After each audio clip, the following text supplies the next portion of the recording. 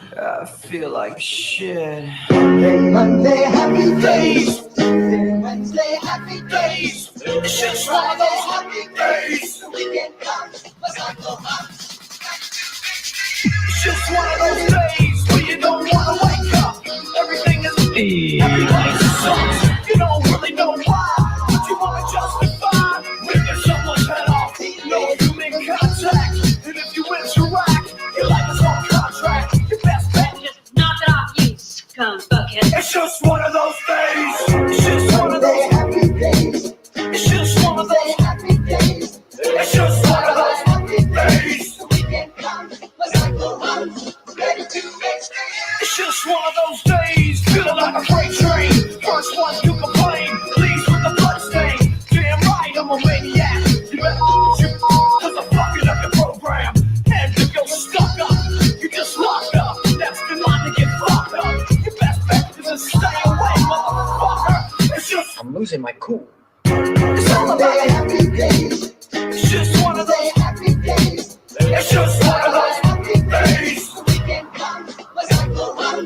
Ready to make these days. Feel like shit. My suggestion is distance. Right now I'm dangerous.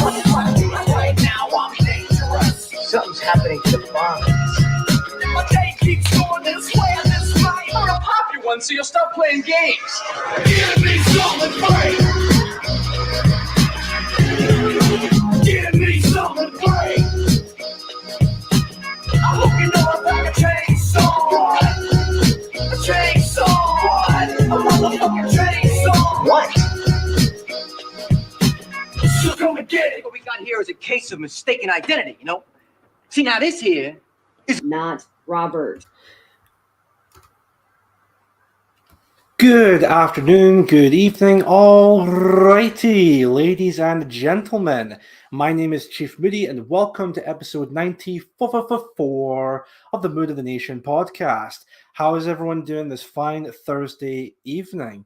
It's quite warm outside. In fact, on my laptop it says it's about 20 degrees, which I'm quite surprised of. Earlier on, it wasn't entirely too warm, but hey-ho, I think it's getting a little bit warmer now, so let's see if we'll carry out like this, maybe throughout the rest of the month or up until September. I don't know, but it wasn't exactly warm the past couple of days, but it's a lot warmer now, so which is really good to see. Looking at my camera, I really need a haircut. You know what? Tomorrow, I got money. Tomorrow, I'm just gonna go for a haircut. Maybe I might have a trim of my beard as well, again, just so it's kind of tidied up a little bit. Or I actually don't know. Maybe it might be all right like this, like the way it is at the moment, just a haircut. I don't know. But I'll definitely get a haircut at some point tomorrow, but we'll definitely see with that. So let's have a look and see who's in the chat just now, and I shall begin with my main topic for this evening. So we have Gavin Sandwich in the chat. How you doing? Thank you very much for watching the show. Oh, we have Joe Marsh is in the chat with us. How you doing, Joe? Thank you very much for watching. We have Kingdom of Vinland. How you doing? Thank you very much for watching. Appalachian Nationalist, how you doing? Thank you very much for watching the show. We also have Aunt Sally in the chat. Hello, Aunt Sally. Thank you very much for watching the show. Appreciate you being here. Rory Herbert is with us. Thank you very much, Rory Herbert. Appreciate you being here as well. We also have, don't think I'm up to date with the chat. Hold on one second to see if I can get this. Daniel Doom is with us. Hey, how you doing? Thanks very much for watching the show. I think that's up to date with the chat so far, so maybe more people might arrive. I'm not too sure, but there's about 12 people watching. Oh, Anglo-Saxon's in the chat with us. How you doing, Anglo-Saxon? Thank you very much for watching the show. Appreciate you being here. So at the moment, as I'm just about to say, there's about 12, almost 13 people watching, give or take, but hopefully more people will come along and watch the show. We'll definitely see with that from there. Just real quick, we have Picking Gaz 1972 with us. How you doing? Thank you very much for watching the show. 1 second, I'll have a quick drink, and then I'll give you guys a little bit of an update for next week, and then I'll start off with the first topic. Nice, that's better. Right then, I'll start off. I just said there. So you remember how a few episodes ago, maybe a couple, I'm not entirely too sure, around about from episode 88 and onwards when I was back, I did mention that there was going to be a bit of a slight time differences with the Thursday show because, as I mentioned previously, there's a bit of an update with my work. I'm going to be going back to the regular Monday through Friday type of time span, or days that I'm working, and it's between 8 in the morning up until 6 p.m. So I can make it for Thursday's episode. Obviously, Thursday's episode will still go ahead as regularly scheduled. There might be a slight chance it might be on a bit slightly later on than the usual time as of late, whether it be 5 p.m. or sometime, or previously 6 p.m., which is why I'm going to see if I can talk to or message Wesley, because I know he's live on a Thursday every it's not 7, it's about 8 p.m., 9 p.m. sometimes. I'm not entirely too sure. Maybe 7 p.m. Again, I'm not too sure.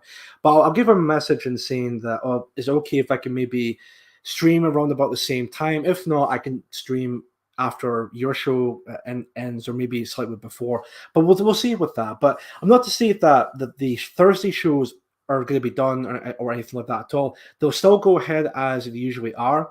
I'm just giving you guys a bit of an update with that I'm going to be working Monday through Friday, 8 in the morning till 6, which is perfect for like the weekend stuff, because that means I can still go out doing activism on either a Saturday or Sunday, and the Sunday episodes will still be exactly the same as they are, which would be 5 p.m. every Sunday afternoon or evening.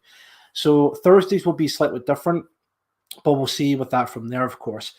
And that's a bit of an update with that, of course. What else to mention? What else?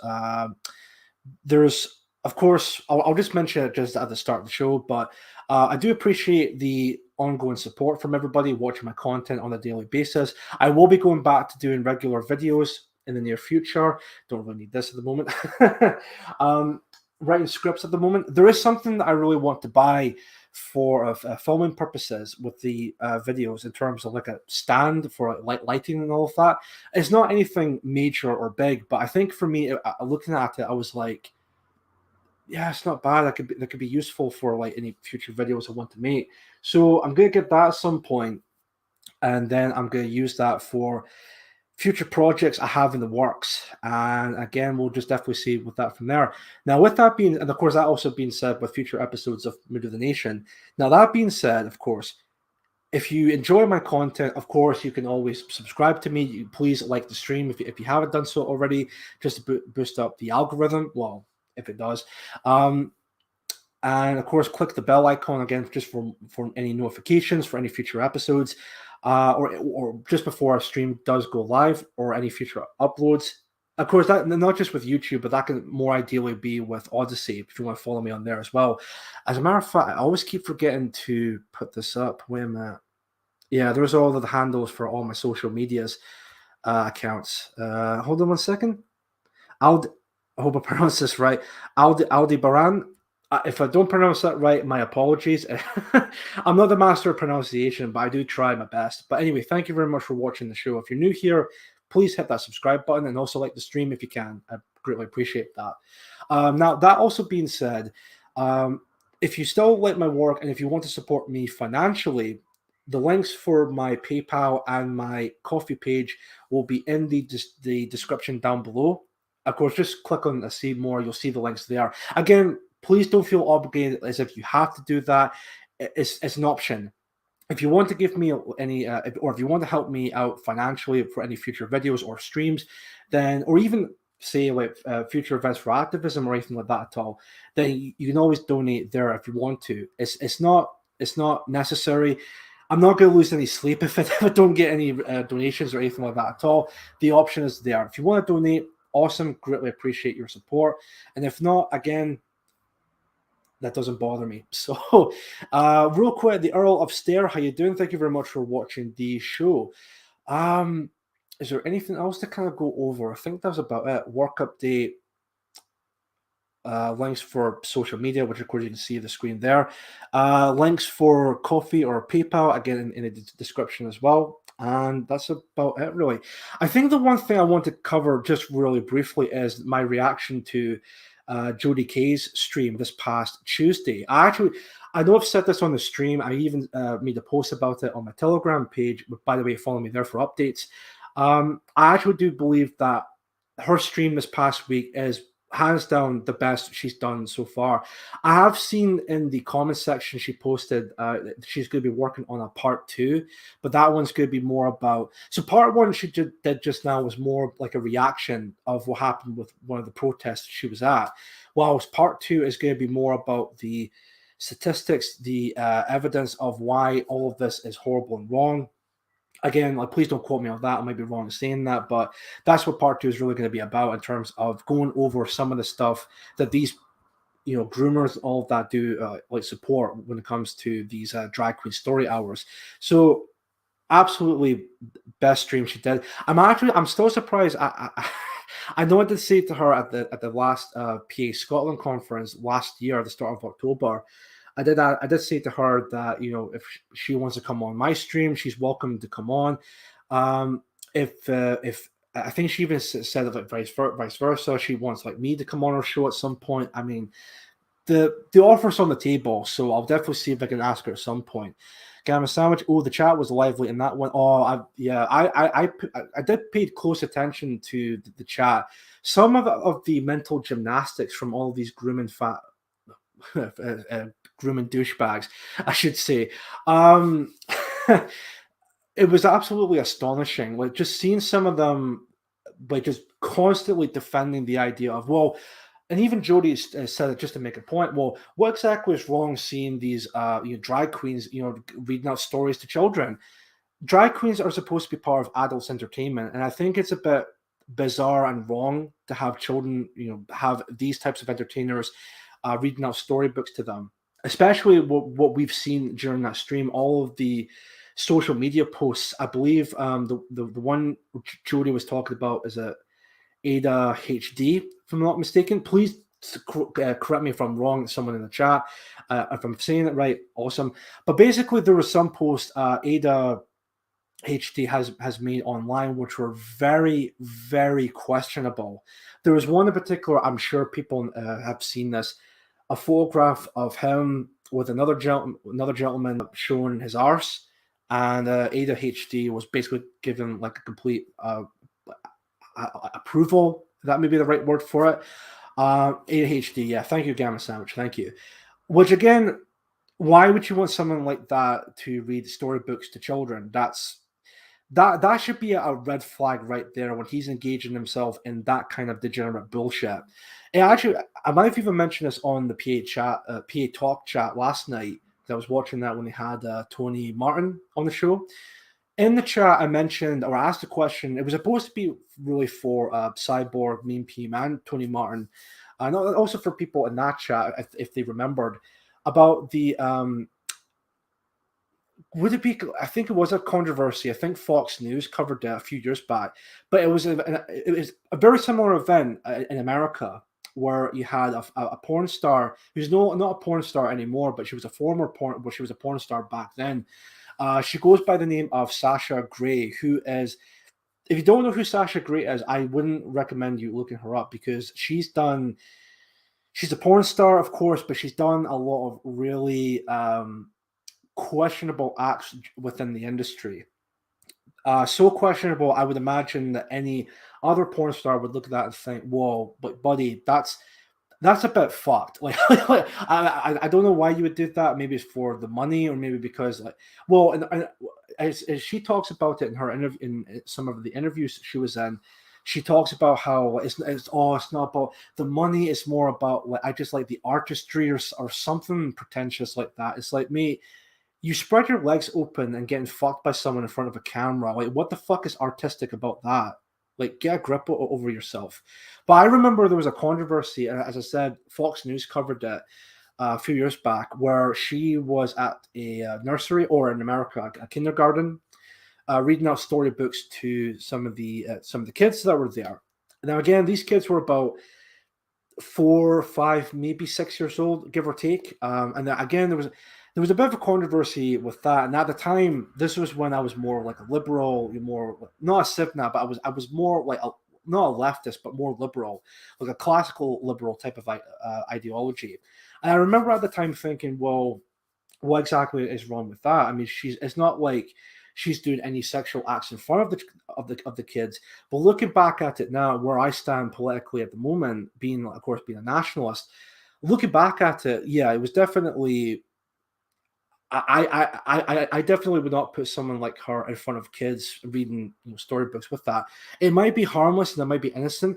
I think it's more of it's the idea of it that someone like Sasha Grey, or in this context, like Ada HD or Sam Samuel, doing all kinds of adult entertainment, or let's be honest, complete degeneracy, and reading storybooks to kids. I think it's more of like the idea is not. It's not really a good idea, is it, regarding to that? So I remember that. So I think there was one person who responded in the chat last night on PA Talk that did remember that. And yeah, when it comes to Sasha Grey, I was going to say, there's Woodlander in the chat. Hello, Woodlander. Thank you very much for watching. I was going to say, when it comes to Sasha Grey, definitely do not look up her, who she is, or any of her works, because I'll give you a bit of an idea why. Let's just say she was doing like a photo shoot for some magazine or whatever, and she was licking a toilet bowl. That's all I'm going to say with that. So, yeah, definitely not someone you would want to read storybooks to children regarding to that. Anyway, really good stuff from Jodie. I actually cannot wait for her next stream. And then we'll see from there. So with Jodie K, definitely support Jodie K and follow her on YouTube, DLive. I think she's on DLive, and follow her on Odysee, of course. There's Streaky Bacon. Inshallah. How you doing, Streaky Bacon? Thank you very much for watching the show. Good to see you, PA, a lot. Well, good to see you again. Aldebaran. Again, I hope I pronounced that right. If I don't, my apologies. Anyway, I think we'll get right into the first topic. Now, before I do that, I want to play a video that kind of ties into what I'm going to be talking about in terms of the perspective from the lefty types. And some of you who are gamers, or maybe some of you who were gamers but don't play games anymore, you might remember this scene from this particular game from GTA. It was GTA San Andreas. I'm just going to see if I can share the screen just real quick and then play it from there. I might as well keep it all up because this is where I'm going to showcase the articles. There we go. And from the leftist perspective, since this past Sunday, this is what they'd be thinking right now after myself and members of PA Scotland put up the placards in George Square, or across the city centre of Glasgow. And I would imagine they'd be thinking of this right now. Oh, shit. Here we go again.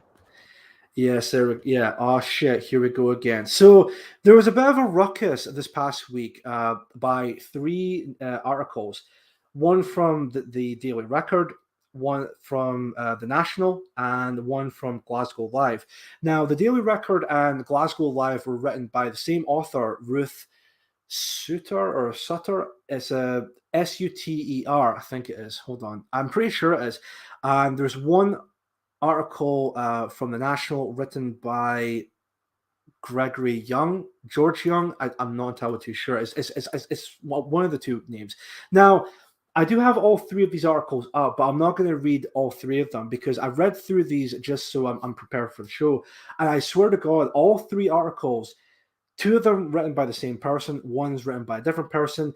They're all just word for word. There's no any slight differences. There's no any, well, someone wrote the story already, but here's my take with this article. Nothing like that. It's all just word for word. It's like a copy and paste type of job. I'm assuming that the Daily Record came first, and then these two articles follow suit. So they're just like, fuck it. We'll just copy what the Daily Record wrote, and then we'll just use it for that article. So definitely a sign of complete laziness from these journalists. But hey, they're only just doing it. They may claim that they're these they're activists first and journalists second, which I mean, indeed they are.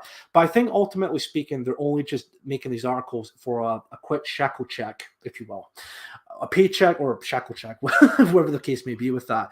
Anyway, so out of the three articles I will cover, I'm going to be talking about the Daily Record article because again, they're all exactly the same. And technically speaking, the Daily Record, as I mentioned, came first out of the three. So let me just see if I can get this up here. And even, as I said, read through this and I thought it was actually pretty hilarious, but we'll go through this together. And then after we've done that, we'll then move over to the next article. Something that actually came out, I think, today or yesterday by The Guardian, which I'm sure people might have seen this already. I know some people in our circles have shared it. I know Mark has shared it on his Telegram. But we'll have a look at that together later on. And in the meantime, we shall have a look at this Daily Record article. I don't think I'll need the earphones again because I don't think there's really a video within this article. I will bring up the Glasgow Live article and also the National, mainly to have a look at the comments section. I did check to see if there was a comment section within the Daily Record article, but there wasn't. I'm not too sure whether or not if there was always a comment section within the website version of the Daily Record, or there was, but they decided we're just going to disable it. Which, if that's the truth for the latter, why would they disable it? It really makes you think, doesn't it? But if not, then all right, fair enough. They never had a comment section with the website of Daily Record articles. Let me see here. 22 people watching the show. That's really good to see. More people coming along. And also what I would ask everyone is, if you haven't done so already, please, if you could share the URL or the link for the stream that you're watching just now, and maybe share it all across your Telegram pages or other social media accounts, just so that more people come along and watch the show. That would greatly appreciate that. So anyway, enough of that. Let's move on to this article by the Daily Record. Now, this article was written on the 1st of August, as I said, written by Ruth Sutter, S-U-T-E-R, as it says there. The article reads, White Lives Matter banners hung on Glasgow statues as racist group slammed. Oh no, it's the dreaded racist again. Oh no, how dare they? It's just completely absurd. Absolutely absurd. It's the nationalists. They're out again. It's the racists, the neo-Nazis, the white supremacists.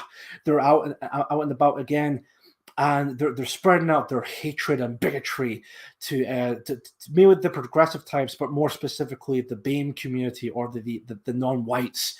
Oh, the humanity! How dare these racists looking out for their own people? Absolutely monstrous that. But anyway, we'll cover that a lot more reading through this article. The subtitle here reads, of course, the disturbing pickets were hung on historical monuments in the city centre of Glasgow on Sunday morning. So look at this. Here's one of the images that was taken by, I think this one was taken by one of our guys, or maybe, I'm pretty sure it was taken by one of our guys as one of the statues. As it reads, White Lives Matter, absolutely based, and a really good job. I will definitely talk about the event. Actually, no. Maybe just for a bit of context, I'll definitely read through the article and then give my perspective of what actually happened on that day, because there's a couple of sentences in this article that does go in depth about this, which I'll cover that in a moment here. So I'll read this first part here and we'll get started. A racist, quote-unquote, group has sparked fury after hanging banners reading White Lives Matter over landmarks in Glasgow. The disturbing pickets were hung up on statues in the city centre at 9 a.m. on Sunday, the 31st of July. Pictures show the Queen Victoria and William Gladstone monuments in George Square and the Duke of Wellington I can never speak right. Wellington on Ingram Street were among the sculptures to be targeted. It is understood that the pickets were erected as a counter-response to the Black Lives Matter movement, a worldwide campaign for racial equality. No. So the reason we did that was this was meant to be for the Indigenous Peoples Day. That's going to be happening this coming Tuesday. I think the date for that, if I remember correctly, hold on a minute here, that would be August the 9th. That's the Indigenous Peoples Day. So we did it specifically for that. We took photographs. We also took some footage for an upcoming video I think PA Scotland are working on. So definitely keep an eye out on that. People would say that it was like a counter protest to Black Lives Matter, but ultimately speaking, it's about making a statement saying that white lives do matter. And if anyone who opposes that, all you have to ask him is, well, do white lives matter or white lives don't matter? I take it, because that's essentially what they're trying to say here, but they're not being outright saying it, of course. That was the whole point of it. Now, when it comes to Black Lives Matter being what was it they say? A worldwide campaign for racial equality, that's a gigantic cope. It's basically a large Marxist movement that's trying to completely take everything that we know and stand for within the West and just subverting it completely. I mean, this was something I talked about with my granddad before. Well, this was meant to be something that happened in America, but this became a worldwide phenomenon, especially here in the UK.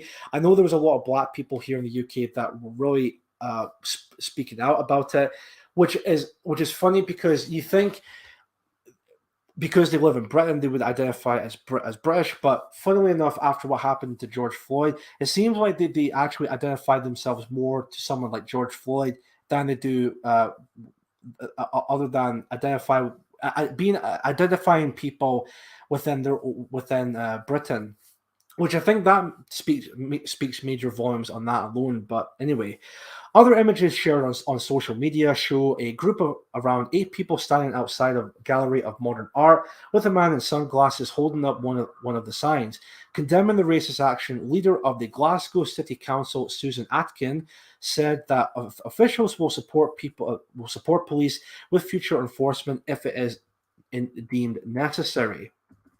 There was even a quote from, and there was another image of the placard with a statue, which again is really great. I think this was actually the first statue we hung the placard on. I'm not entirely too sure, but again, it was really great stuff what we did there. So the William Gladstone Monument had a sign hung on it. And this is a quote from Susan Atkin that reads, "This is a slogan that we have seen used by the far right, by actual neo-Nazis in America. It isn't making some clever point about equality. It's basically saying that white lives matter because white lives do matter, do they not?" Again, whenever you see someone who opposes, well, oh, you can't say white lives matter, just turn around and say to them, well, do white lives matter or do they not matter? Which then again they will turn around and say, well, technically speaking, all lives matter. Right, okay, let me stop you right there, right?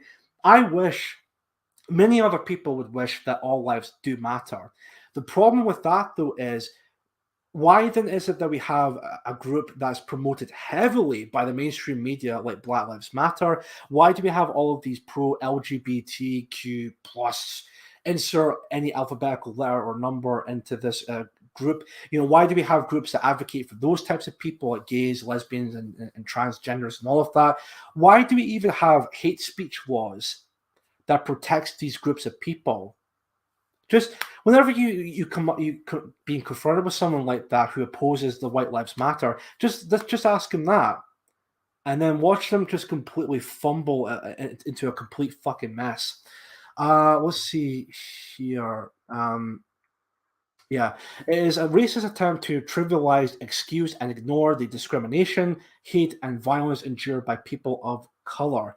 Again, never mind the fact that Black Lives Matter was a worldwide phenomenon that was approved and appraised by everybody within the mainstream press. I mean, it was happening in places in Asia like South Korea and fucking Japan of all places, which I couldn't believe that. I was like, wait a minute, why is Japan or some people in Japan supporting Black Lives Matter when last time I checked, Japan is a homogenous society. It's an all, or at least not all, but it's a majority Japanese society. Like, why are they supporting Black Lives Matter here? I don't fucking know, but it then goes to show you that it's trying to impose this type of agenda in front of everybody, because we all ultimately know it's part of this like anti-white, pro-Marxist type of idea when it comes to Black Lives Matter. But another quote, another quote from Susan Atkin. "I don't believe it is a campaign that has much support in Glasgow. You'd be sorely wrong on that, sweetheart. And the council will certainly take steps to remove this sort of material and support police if they believe other action is necessary."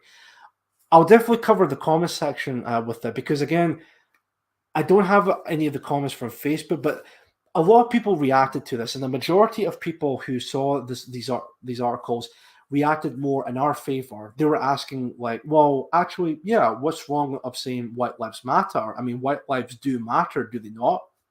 So there you go. So this idea from Susan Atkin making the point about, oh, I don't believe that this campaign, White Lives Matter, has much support in Glasgow. Once again, you'd be sorely mistaken, Susan. You'd be sorely mistaken, sweetheart. Furious witnesses have hit out at the campaign with one warning that the signs are not welcome in the city. One man who wished not to be named said, I was shocked and disappointed to see these far right groups becoming more and more emboldened to becoming active in the middle of Glasgow. We all pride ourselves in being a friendly and multicultural city. Okay, but I believe these signs could make BAME people in our city feel unwanted and unsafe. How do you feel? How do you think that, like, the white population feels about that? I mean, last time I checked, I'm pretty sure I talked about this on the show before, but there's actual fucking black gangs going around in Glasgow. There was an event that happened in the city centre. I think it was in last time, if I remember, in Buchanan Street. Again, someone who of course Scottish, who knows about the story more than I do. If I'm saying it wrong, please correct me in the chat. But I'm pretty certain there was an event that happened in Buchanan Street. There was a group of black lads going after another black lad, and they were supposedly part of this overall black group. So, and I even believe there was a machete that was involved, a machete, sorry, that was involved with that. So, but apparently that seemed to be fine. Oh no, we can tolerate that. But having a group of white people having placards that reads "White Lives Matter" and having them plastered on the statues, no, that's racist. That's neo-Nazism. That's white supremacy. Should be ashamed of yourselves. Ashamed of yourselves. I mean, how dare you looking out for the well-being of your own people? I mean, how fucking dare you? The blacks can do it. The Asians can do it. The Middle Easterns can do it. Pretty much anyone who's not white, they can look out for their own people. But the idea of white people getting together and saying, hey, we believe white people have a right to exist and a right to self-determination, everyone just starts losing their minds, apparently.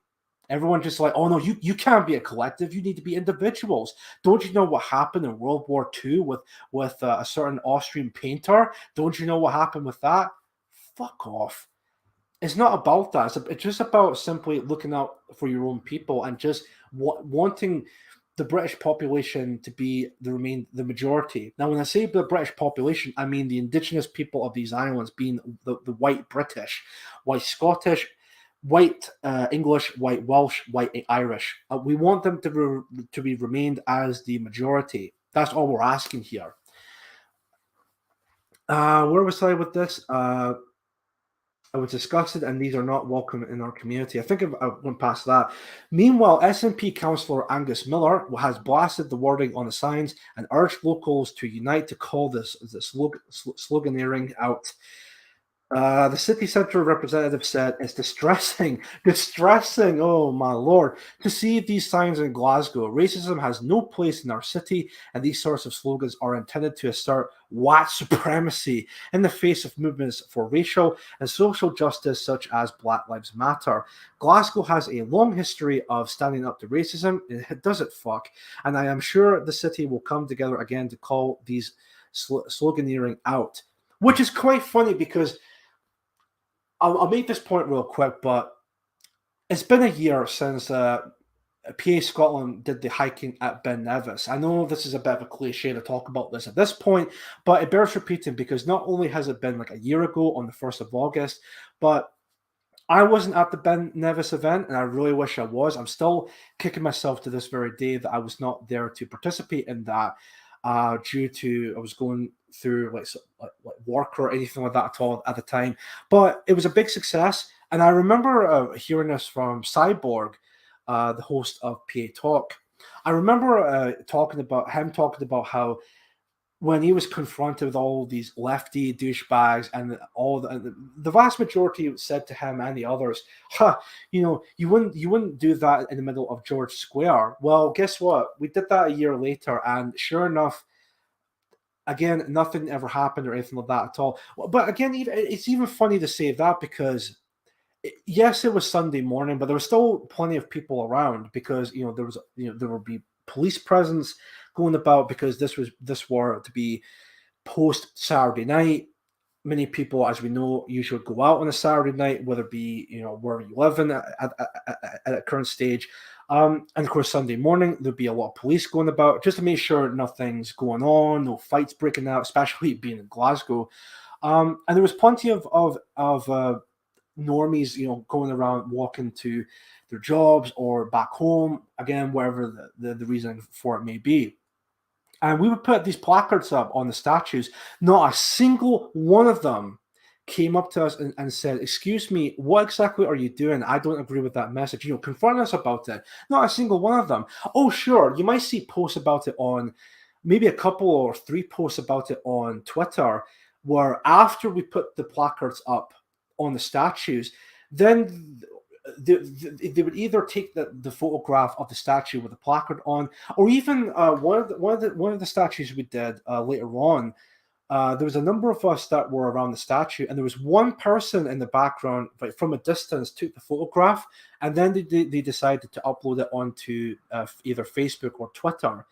And it's so funny because these are the same groups of people who will say, "Oh, if this were to happen in front of me, I would go up to those people and speak my mind." Well, something like that just further proves that they're basically gigantic fucking pussies. They're all bark and no bite. They'll say that they'll do these to these racist Nazis or anything like that at all, but they'll do absolutely fuck all because they're ballless fucking cowards. Sure, they'll act all snarky and post about it online, but that's the extent of who these people are. They're basically keyboard warriors. So this is actually a thing to mention to anyone who's not part of Patriotic Alternative or any other nationalist group, or even thinking about doing activism, but maybe concerned about any future ramifications. Honestly, I'll say this: don't worry about it, because as I just said, these kinds of people will call you Nazi and claim they'll confront you if you were to, do this for the statues or you put up placards or this or that. 9 times out of 10, they won't confront you. They're just absolute pussies. They'll do absolutely nothing or say nothing. Even the police, when we were there, we were in the middle of putting a placard on a statue. I think actually it was, getting this up here a moment. I think it actually was this one here. Now, I was one of the guys who was doing like a lookout type of thing, just to make sure there's nothing, anyone who may be aggressive coming up or anything like that at all. But we saw police driving by a couple of times. Not a single time did the police officer, because again, from the statue with the placard there, the police would be on the other side, so they wouldn't be there. They would be where this picture was taken. They would be behind the person who took this photograph. They could have easily seen that placard, and they could have easily come up to us and maybe ask us questions about the whole thing, what we were doing, and all of that. They never did that. Not a single fucking time did they do that. And this whole thing is, oh, we're going to investigate this further. Well, they fuck. Because again, we've done nothing wrong. We haven't vandalized the statues or what's the other word for that? Not that we would do that anyway. All we did was just put a placard on the statue, and then that was it. We moved on from that and did something else. We weren't going to be violent. We were not going to be doing any kind of vandalism or anything like that at all. That's not our intention. Our intention was to give out the message of white lives do matter. And this is something for an upcoming event, which is Indigenous Peoples Day for the 9th of August. And that's the whole point of what we did here with these placards on top of these statues. And that was it. Where was I with this article? Hold on a minute here. I read that part out. There's the last bit, and then we'll move on to the comments. In June of 2020, thousands of people took to the streets in June of 2020, thousands of people took to the streets in Scotland in mainly peaceful protests. Peaceful protests as part of the global Black Lives Matter movement. It followed after the death of a man named George Floyd, who has a long-running criminal career, by the way, but we'll just sweep that under the rug, while in police custody in the US. Police Scotland confirmed that officers are investigating the matter. A spokesperson said officers were called to reports of signs being placed on monuments at George Square at 8:25 a.m. On Sunday, July 31st. The signs were removed. Inquiries are ongoing. Now, that part is really interesting, this part here. The police were called at this time around about 8:25 a.m. Now, we all met together around about 8 o'clock in the morning. So as soon as everyone was there, 8 o'clock in the morning, that's when we got all the stuff ready to go and get the placards, get the banners out, and then we were going to go and do our thing. So I think, again, that speaks major volumes that if the police were called round about that time when we were putting the placards up on the statues, and again, the police drove by, they would have received a call from the operator or whatnot to say, hey, we got a report saying this is what's happening to these monuments. Can you check it out? They drove past. They drove at that area. They never stopped to ask us questions about it, which, again, that speaks major volumes about that, doesn't it? So, and not that we were causing any bother or anything like that anyway. We were not vandalizing the statue. We were not being disruptive or violent or anything like that at all. For us, it was actually a peaceful protest, not like what any fucking pro BLM fucker does. So that what we did was a peaceful protest. It just to give out a message saying White Lives Matter, and this is for the Indigenous Peoples Day. That was it. So that was it for this article. And as I said, there's no any comments on this article whatsoever. I will, however, bring up the articles from the National and from GlasgowLive, mainly again just to have a look at the comments within those articles there. So if you can bear with me 1 second, just want to, my throat's a little bit parched now, but I'm just gonna have a quick drink of this. Anyway, let's have a look. Just before I get into the articles, let me have a look and see what's being said in the chat. Let's see your hot takes on what's going on. So let's have a look at this. Where was I the last time? Oh, I was there, right? Okay, so Martin W is in the chat. How you doing, Martin? Thank you very much for watching. All media is anti-white globalist. Even my local rag was pushing the vaccines. Yeah, they all are, especially at that time. Resisting the Lies, or DJ, more commonly known at this point, is in the chat as well. How you doing? Thank you very much for watching the show. The comments on Facebook under this article were interesting. Safe to say the Daily Record got ratioed overall for their racist smears. Yeah, I think actually might be the comments that were on the Facebook page, which I don't have them at the moment, but from what I've seen from the guys from PA Scotland, they were saying, oh, we actually have gotten a lot more praise than disapproval. So, because again, most of the comments from that page were basically saying, well, do white lives matter? Like, what exactly is wrong of saying, white lives matter? What's wrong with that? Black lives matter, Asian lives matter. What's wrong with saying white lives matter? So let me have a look here and see Streaky Bacon again. Great work, Chief and PA Scotland. Really good stuff making the Daily Record. Yep, indeed it was. I had a feeling that maybe an article was going to be written, but I never thought it would be to this extent. 3 articles in the same day, I think it was, which, I mean, that speaks major volumes. And hopefully, if there's a competition this year with Patriotic Alternative with Indigenous Peoples Day, because I know PA Scotland won last year, so if there's another competition this year, let's hope that PA Scotland wins for the second year round. Maybe not. Maybe PA Yorkshire might take over, which I don't know. I was going to say I doubt it, but I'm going to keep that safe because you never know. Maybe something might pop up. Maybe another regional group like Eastern or West Midlands might do something. I don't know, but we'll see. We'll see with that. So it would be kind of nice to see another regional group maybe taking the victory, maybe taking the cup this year round. I don't know, but we'll definitely see with that. St. George was such an outstanding citizen, and he was, Martin. Yeah, well done, Moody. Well, thank you very much. Yes, Martin. Japan next in line for immigration. Yes, I actually need to bring on Ochiai-san on the show at some point. Just for those who don't know, he's a Japanese nationalist. He believes Japan for the Japanese, same how we would say Britain for the British, the white British more specifically. So I have said to him in the past I want him on, but I just never really got around to it. So I'm going to see, and also because there's a massive time difference between here in the UK and over where he lives in Japan. I think he's about 7, 8, maybe 9 hours ahead of us. So if I were to check my phone just to see the time differences, hold on a second here. Some people retweeting my tweet about the show tonight. Excellent, good stuff, good stuff. Sorry, folks, bear with me just now. I'm going to have a look at the time differences. So at the moment it is 5:47 UK time at the moment. Let me look at the world clock. Yeah, Tokyo just now, for example, it is 1:47 in the morning. So there you go. So don't know how it's going to work. I would love to have him on. I really don't know how it's going to work because of the big time differences. I'm sure we can figure something out, and we'll definitely see with that.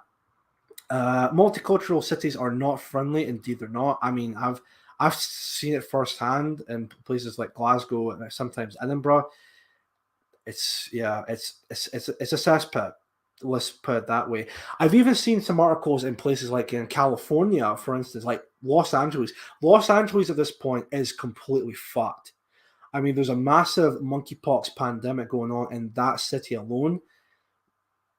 And not only that, but there's like a rampant crime increase. I'm sure people have seen footage of this in California. There's like black people going into stores and just taking shit and not getting any repercussions for it.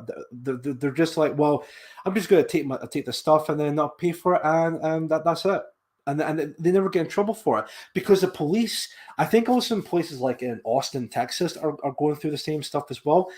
But the police are afraid to arrest these people because they're worried they're going to become the next Derek Chauvin, and they don't want that to happen. Or not, probably maybe it's nothing really to do with that, but maybe it's because of the fact that they just don't want to be labeled racist.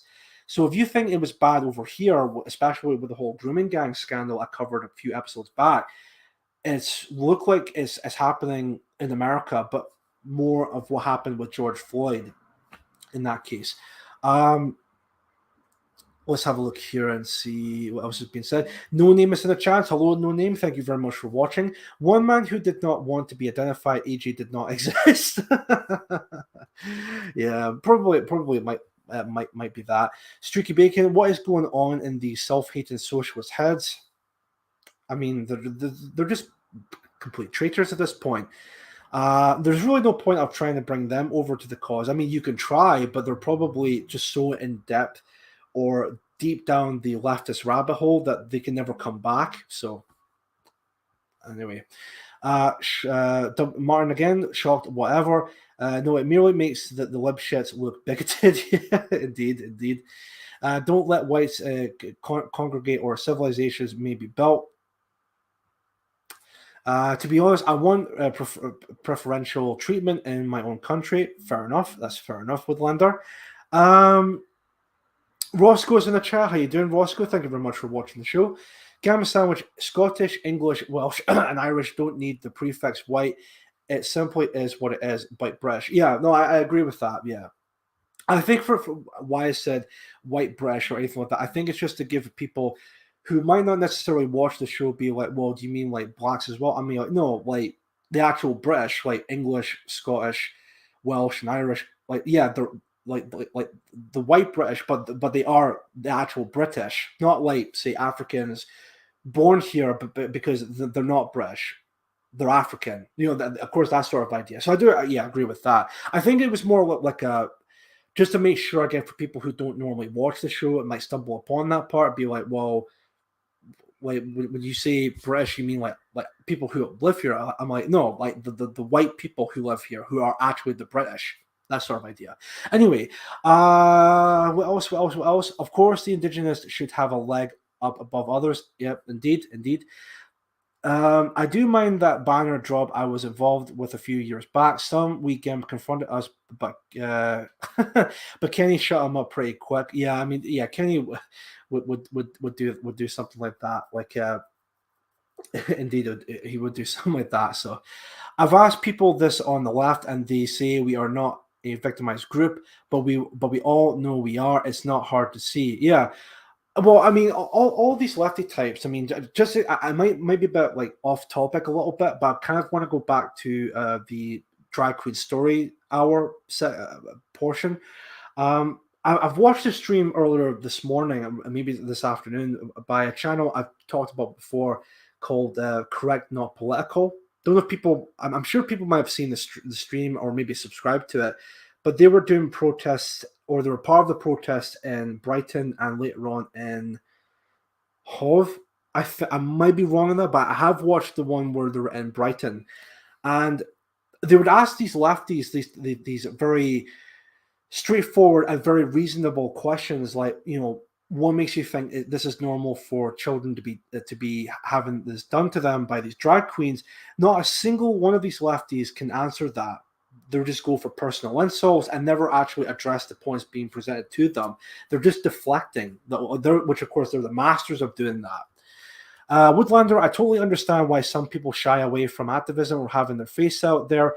If you need your job to provide for your family, it's totally understandable. Yeah, indeed it is. I mean, of course, I'm not saying like everyone should come out of the woodwork, and that is if they want to do activism or content creating, but talk about what we talk about. I'm not saying everyone should be all like dox themselves or anything like that at all. I understand that people have their own lives and they have to look after their families, their themselves sometimes, and of course they have works that do keep them going. Completely understand that. I'm not saying that everyone should come out instantly doing like doxing and such. I think that's going to be something like a gradual type of change, like over time. I know there's some people, a lot of people within PA are slowly but surely coming out and revealing themselves, which I mean is a good thing.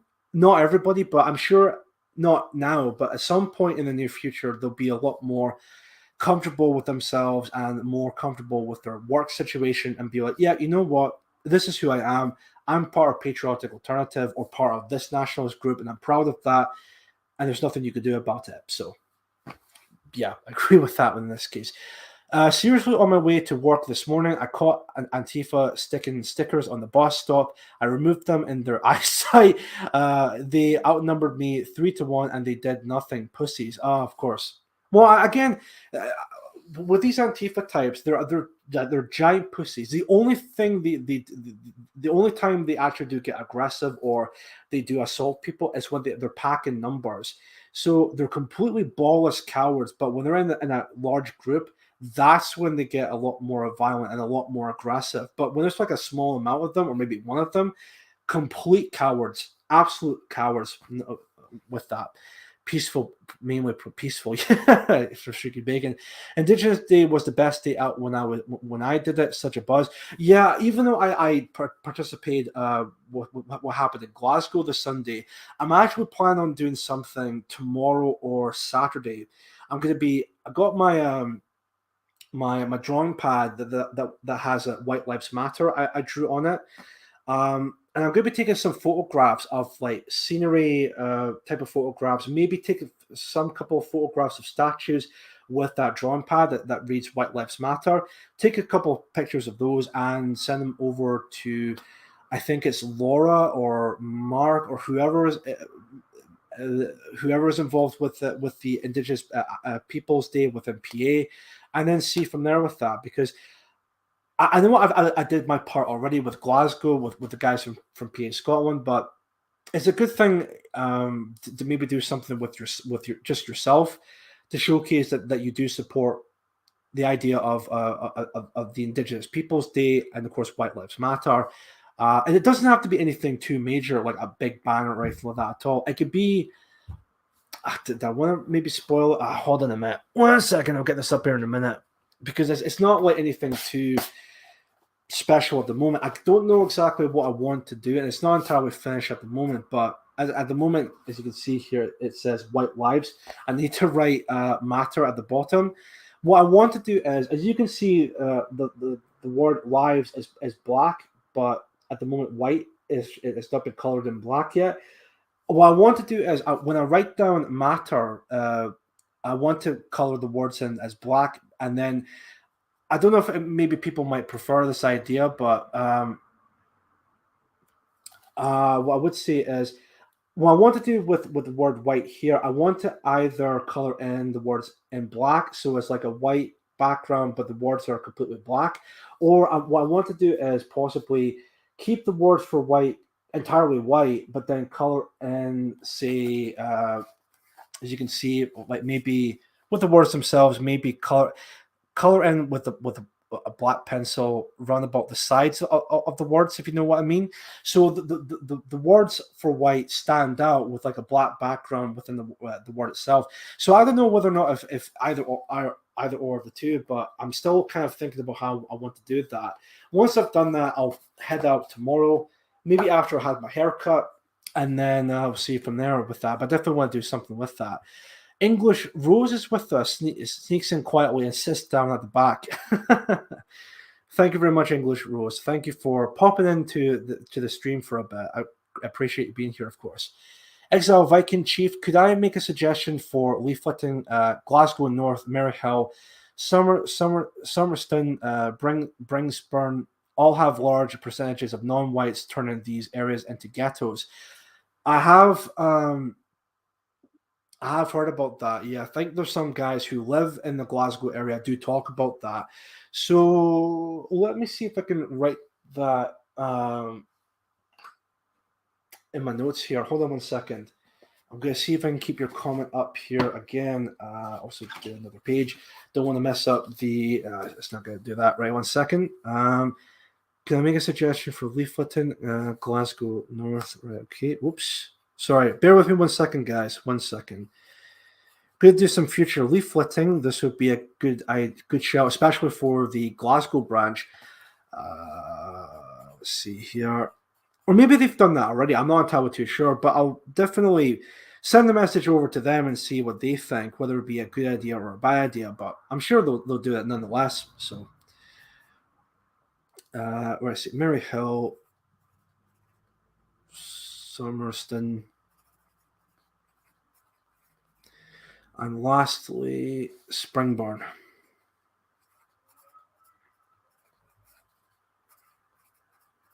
There we go. Perfect. Yeah, so I've written that down in my note. I'll definitely forward that over to some of the guys from the Glasgow branch who do leafleting there, and then see from what they're with that. So if they think it's a good idea, well, I don't know. I don't think it'll be the case of a good idea or a bad idea. I'm sure they'll do it nonetheless because I mean the message needs to get out there anyway. So, excuse me. Let me see here. But thank you for pointing that out, Exile Viking. I greatly appreciate that. Also, just to mention Exile Viking, I think it was yourself that mentioned when I was at a Glasgow protest once a Saturday ago. I think it was maybe 2 or 3 weeks ago. I was with, again, some members of PA Scotland. We were there doing it with our banner out that reads, let kids be kids. I think you said in private that, well, not private, but you wrote a comment in one of my Telegram posts. You said that you saw me there, but you couldn't see me in person or something like that. You should have. It would be nice to see you in person, like of course chat with you there. Maybe next time when I'm up in Glasgow with some of the guys, I don't know, but I mean it'll be really nice to see. Would there be like another protest going on or anything like that at all? We'll definitely see with that. So, let's see. I'll never live in a city again. I don't blame you. I would rather live out in the do like what Woodlander does, like basically live out almost in the middle of nowhere. I would rather prefer that, having a house to myself, than live in a city area. I don't think I would ever live in a city area. Chief Pretty, I've posted the Facebook link under your latest post just in case you wanted it. Need to bugger off for a few minutes in case you've seen my comments. So there anyway. Oh, thank you, DJ. I greatly appreciate that. Let me have a quick look at that, and then, in fact, this could be a perfect segue for the comments themselves. Actually, Let me see if I can find. Yeah, perfect. Okay, thank you again, DJ. Thank you. Let's see here, Matt. Now, can I actually have a look at these comments without actually logging in? Well, not to yeah, because I don't have a Facebook account anyway. So let's have a look at this. Yeah, it's fine. I think I can read through them without. Maybe not.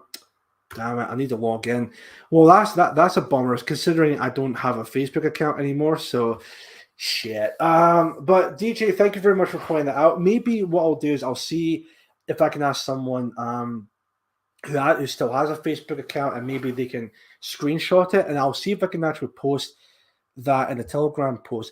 Speaking of which, this is something I was supposed to put up on my Telegram page a few days ago. Now, when I talked about what we did in Glasgow this past Sunday, I did talk about how there was a certain cone on top of one of the monuments. That cone was supposed to be a transgender approval type of cone. It was like a pink and green cone that looked like a dragon or something like that. Well, here I found an image online about it, and let me show you guys this. I don't know if you can see this clearly, but I'll put up. It's on my phone, but I don't know if you guys can see that. And again, I apologize if it's not like good quality with that, but there's the image there. So it's green, but it's also pink. I think that the pink is supposed to be. You can also see a little bit of like yellow around about, say, there, if I'm not mistaken. It's supposed to be a dragon, like a pink dragon. It's supposed to be a pro LGBT or pro transgender type of cone. Well, we knocked that off so that we could put like a placard on the statue. So it was really good stuff.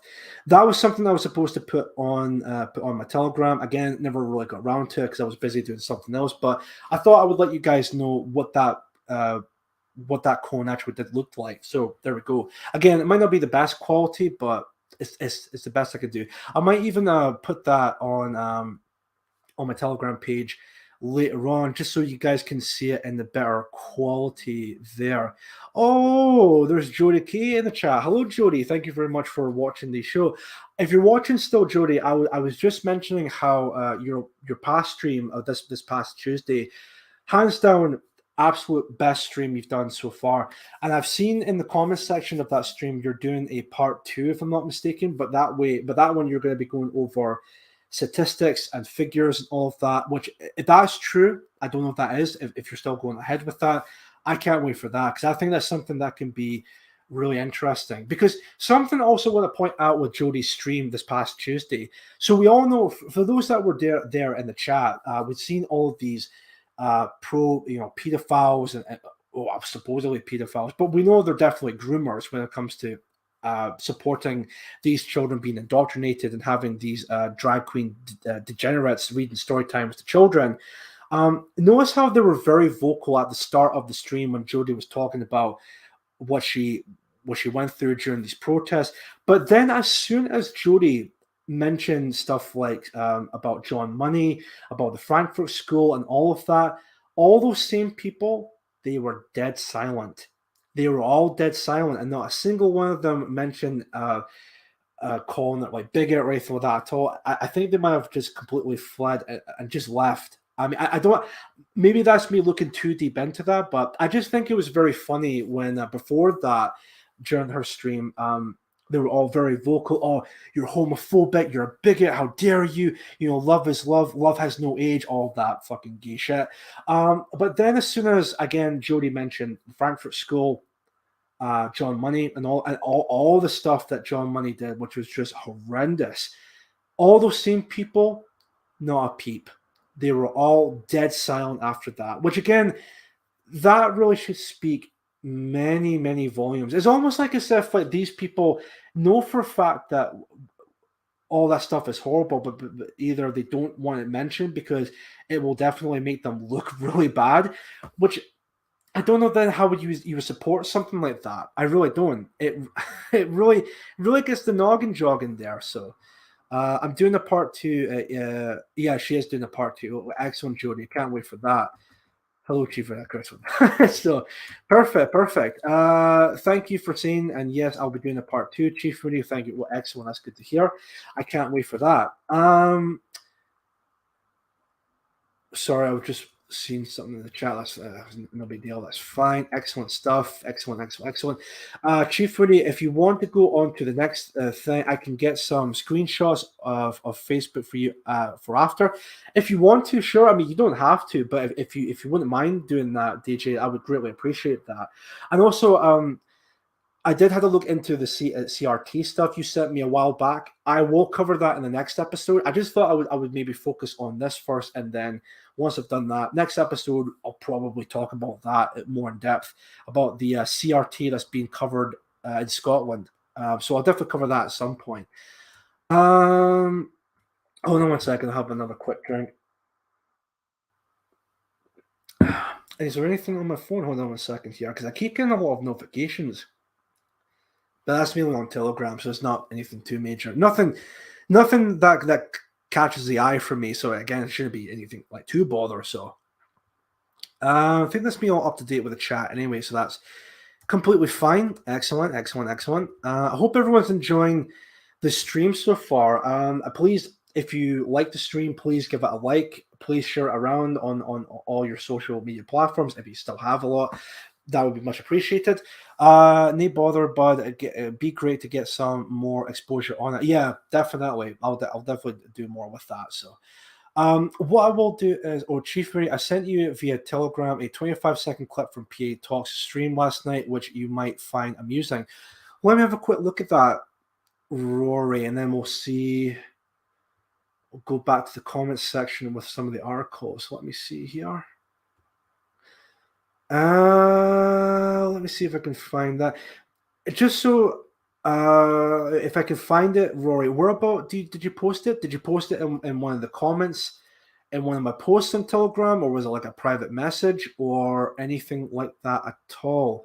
Because I'm just on my Telegram at the moment. I don't see any new notifications from yourself at the moment. Or unless maybe, sorry, hold on 1 second. I think I might have seen it. Sorry, my bad. I found it, Rory. Let me see if I can get this up here a minute. See if I can find that clip. Yeah, 25-second clip. All right, well, we'll watch this real quick, and then we'll move on to going back to a couple of the articles. Going back to the articles just to see the comment section, and then we'll move on to the last and final question. The last and final article by The Guardian. Let's have a look at this. Let's see here in a minute. Right, am I sharing the screen? No, I'm not. 1 second here. A comment on your last post. Yep, found it. Thank you very much, Rory. So let's have a look at this. Again, this clip from Rory Herbert is only just like 25 seconds long. And then we'll see from there. So again, real quick. So 3, 2, 1, go. Hang on. Sorry, 1 minute. I've got a comment here we've got to answer. PA Tuck, I once played one of the Three Little Girls Are We in a rugby club pantomime. Does that make me a drag queen? Yes, it does, Rory. Take yourself away from my stream. Somebody's put, you paid 450 quid to do it. Yeah. What are you trying to bum the audience? So that was... yeah. Sorry, 1 minute. I've got a comment That's here. right. PA Tuck, I once... Back to this real quick. Yeah, Rory, I do remember seeing that part of the stream, which was actually pretty funny. So that was really good stuff. Let's see here. Yeah, it was actually really good stuff. Excellent. So thank you very much for that, Rory. I greatly appreciate that. Let me go on to I'll bring up the two articles, one from the National and one from GlasgowLive. Again, I'm not going to look in depth with these two articles because, again, what I've read on the Daily Record is exactly the same on both the National article and on the GlasgowLive article. Literally exactly the same, despite the fact that GlasgowLive was written by the same author of the Daily Record article. One article by the National was written by, what's his name? Gregory Young. That's the name of the author of the National, but it's literally word for word exactly the same as the Daily Record article. Completely laziness. I mean, again, you think that maybe with the other two articles, other than the Daily Record, they would say, well, it's already been written, this story, but here's, as I mentioned earlier on, here's the same story, but my own perspective on it, or my take on it, like from this to this. Nothing like that. It's literally word for word. They copied words from the Daily Record and just posted it into another article. That was it. Exactly the same. No any attempted to make any differences or, again, give their take on it whatsoever. Blatant laziness. What I will do, though, is I will show you guys the comment section on both articles of the National and Glasgow Live. I'll show you the National, first of all, because these three comments are just absolutely hilarious. Excuse me. And let me see if I can get this up here. The National, right. Targeted with racist White Lives Matter propaganda. It's a propaganda. So what was Black Lives Matter? Just, again, a peaceful protest. There was no any propaganda with that whatsoever. Yeah, okay. Anyway, here's the three comments. What's this? Oh, follow the rules. Yeah, okay, that's great. I want to see. I want to see the comments. Screw the rules. I have money. Here we go. God damn it. Oh, here we go. Right. So here's the three comments. One here reads, the thick far-right racists who did this probably think Wellington, Victoria, and Gladstone were black people just like their statues. That's just fucking retarded. I'm sorry, but that is just beyond retardation. like, yes, these statues are supposed to represent white people of history, especially here, and not just here in Scotland, but here in Britain. You know, clearly white people, but oh no, we're putting placards on black statues because we thought the people in question were all black people. Like, that's just wow. That, you know what? You see how PA Talk has like lip tart of the week?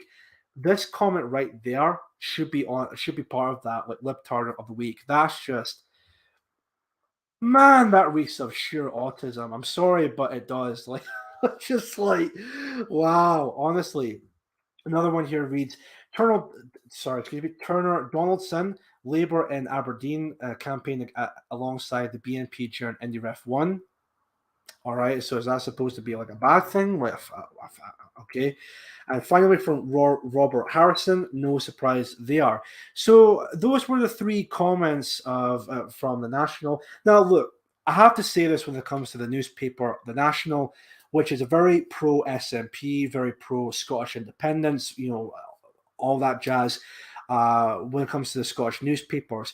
And to be quite honest with you, when it comes to people who read the National, you know, who do support the National, are complete fucking idiots. They are. They're the same kind of people who will preach about Scottish independence, completely leaving being separate to the British Union entirely, but then also want Scotland to be, so having Scotland to become a completely independent nation, no any unions or anything like that at all, having our own powers and all of that, but then also want Scotland to be part of the European Union. I mean, the mental gymnastics of that, of course, is, as I said, astonishing. But what can you do with these with these kinds of people? The same people who call themselves nationalists, but look, they're basically globalists. There's nothing nationalist about these pro-SNP law. Anyway, here's the article from Glasgow Live. Again, won't read the article because it's literally written by Ruth Sutter or Sutter from the Daily Record, and again, it's all like word for word, exactly the same as the Daily Record. But here's the interesting part with this article here. Let's have a look at the conversation section or the comment section. Sorry, excuse me. Let me just have another quick drink and then I'll get started with reading that. There we go. So I think in the comments there was about 4 or 5 comments, give or take. I think there's 6, but anyway, let's have a look at this.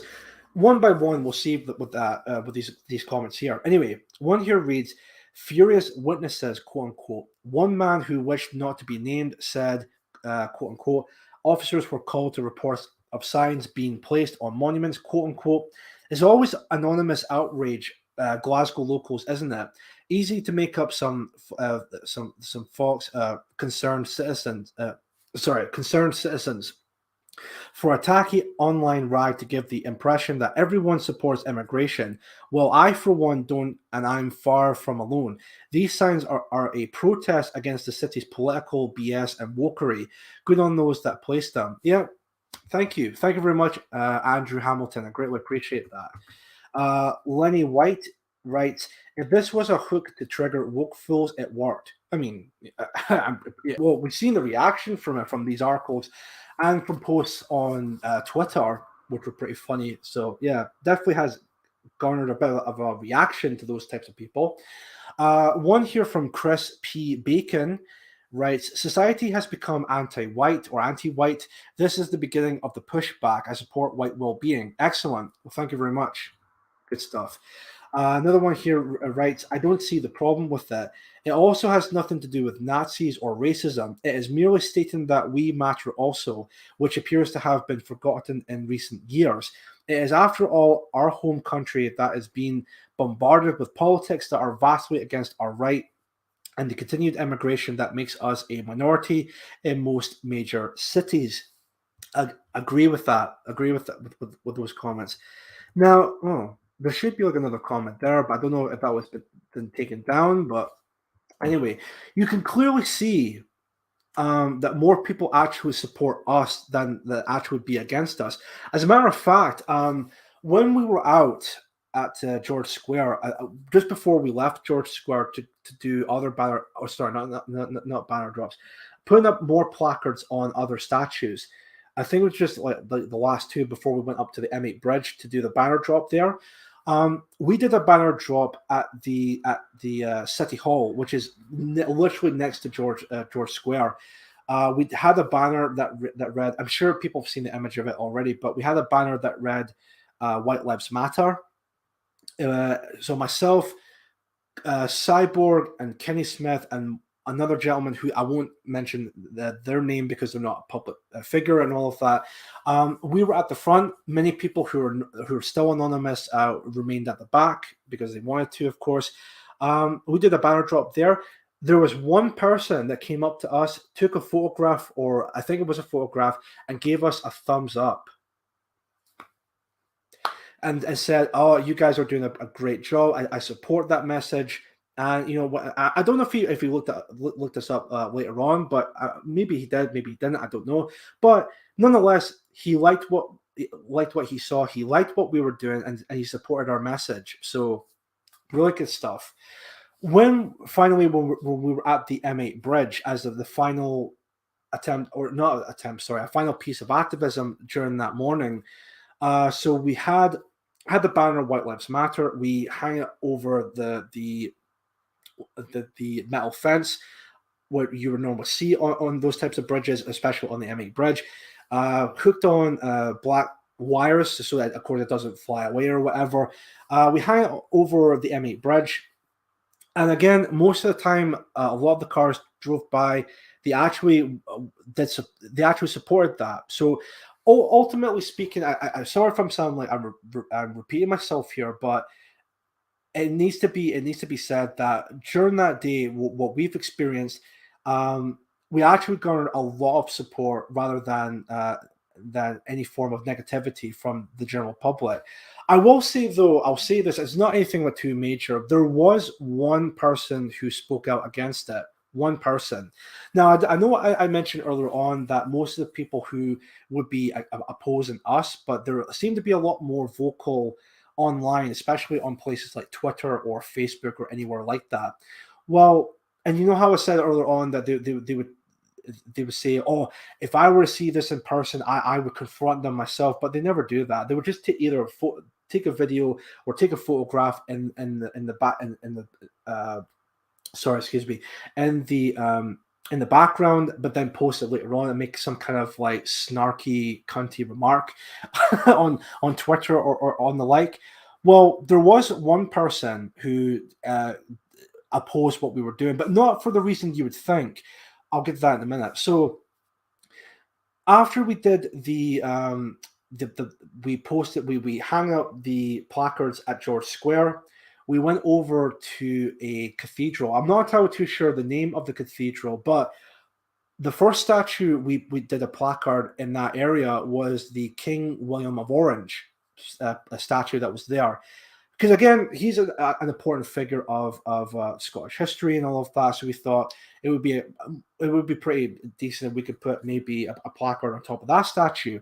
Well, the guys were in the middle of doing that. I was just kind of like, I wasn't like looking out. I was just in the background, just watching them do their thing at the fence area. There was the Glasgow Cathedral. That's the name of it, right? Fair enough. There was one woman who came up to us and said, like, "Oh, excuse me, what are you doing? You can't put that up there. Do you realize who that is? That gentleman's part of our history." And we were like, "Yeah, we know. We're not like defacing the statue or anything like that at all." She said, she was like part of the Orange Order of the Call. She's basically like a Protestant type of person who's, of course, supports King William of Orange. Part of, I think it's called the Orange Order, if I'm not mistaken. But she's definitely a Protestant. I would definitely know that. She did say like, "Oh, I agree that white lives matter, but this is not the way to go about it." And it's like, well, which is it exactly? Like, are we supposed to just like be at the sideline and not bother doing anything about it? Would that be like the option to do it?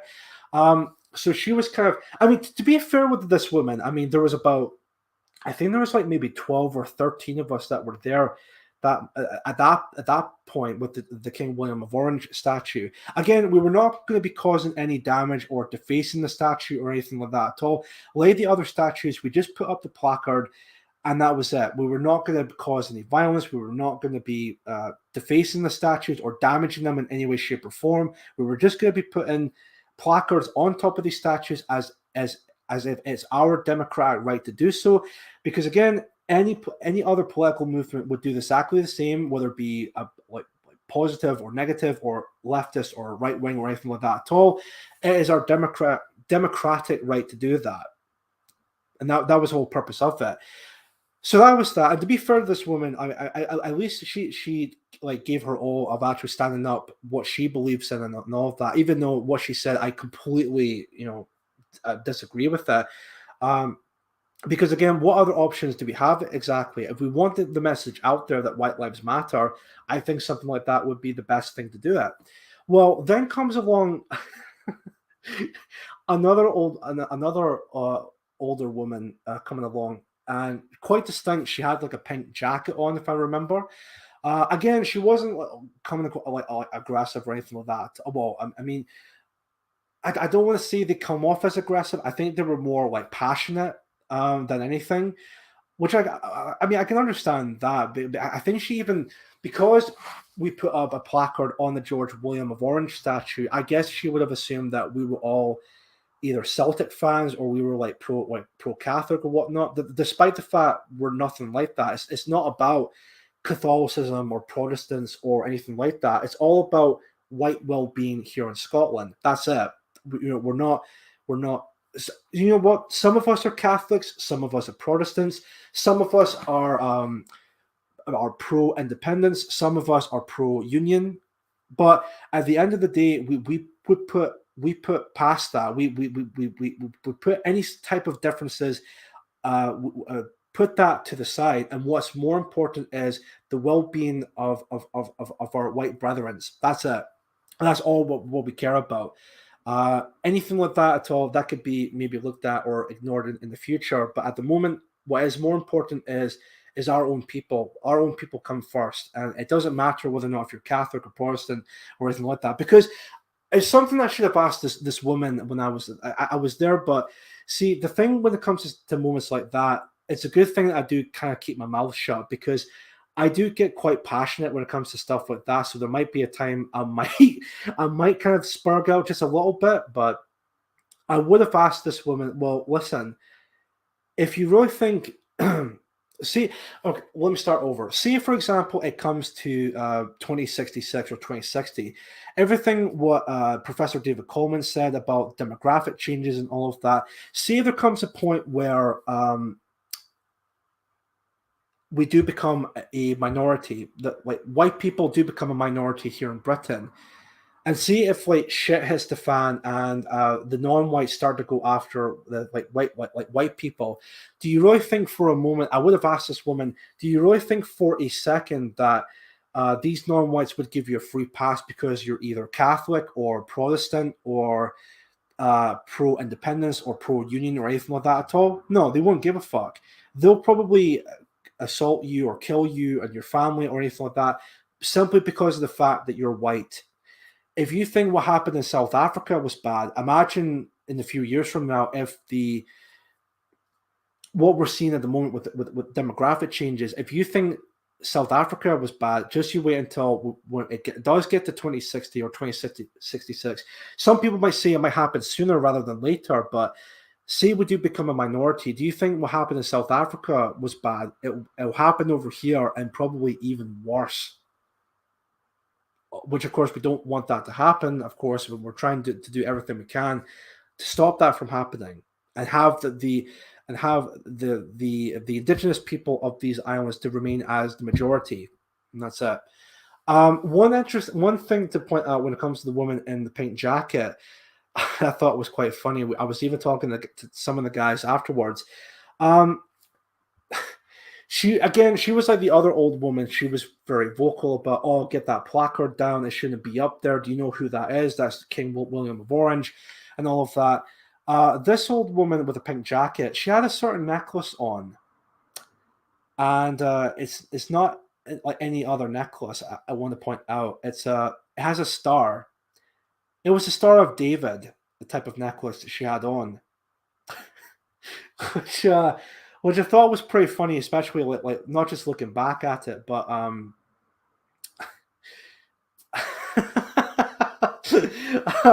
because I think it was just before we were about to leave to move over to the next statue.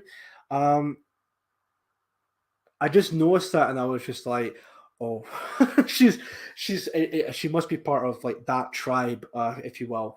Another thing that I was going to finish off there. So because we did that, put a placard on top of the the King William of Orange statue. I guess she assumed we were all Catholics or either pro-Catholics or we were Celtic fans. We were not, because we even said to her, well, I think she asked us, like, well, would you do that to one of the statues of any of the Celtic fans support? We were like, yeah, because it doesn't matter whether or not it's not about that. It's not about sectarianism or anything like that at all. It's just about white well-being. That's it. That's what it's ultimately about. So that was that. Again, it wasn't anything major happened or anything like that at all. It was just one spurg out from one old woman.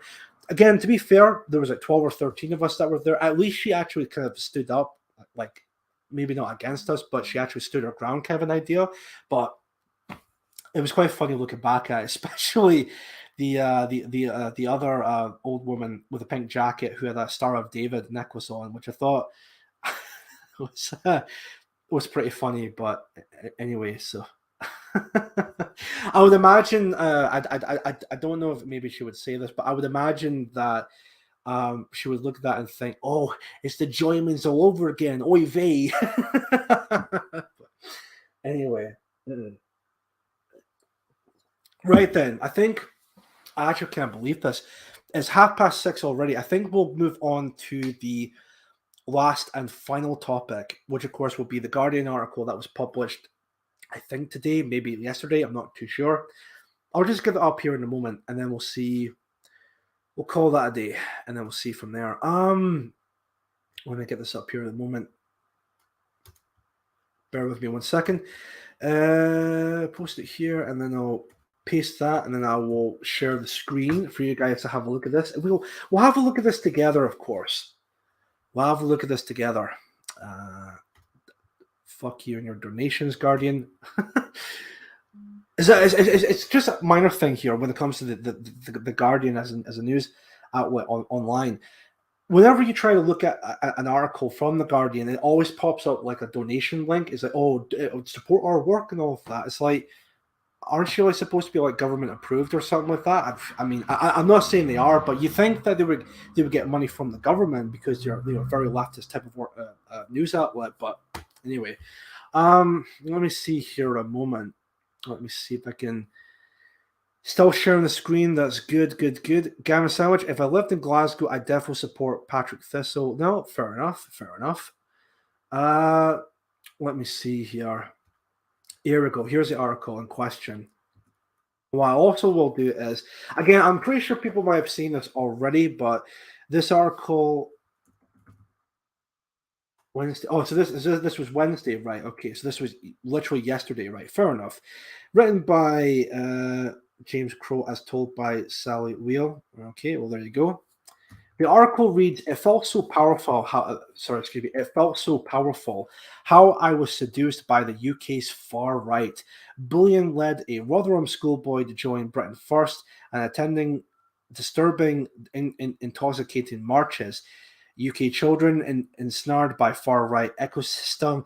How far right groups target children online." Oh, here we go. It's the same old. Oh, these far right groups, they're targeting the children. Won't somebody think of the children when these are the same people who did absolutely nothing when it came to the grooming gang scandals, and they're probably the same types of people who would indoctrinate their children to be part of their own ideology. I mean, hell, I've talked about this earlier on, but just look what happened to the Drag Queen Story Hour. Like, you're telling me that's not grooming children or anything like that at all?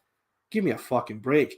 Anyway, what I'm just doing real quick is open up the chat on my phone, so that way I don't have to go like back and forth, just see what's been said in the chat. So, 1 second.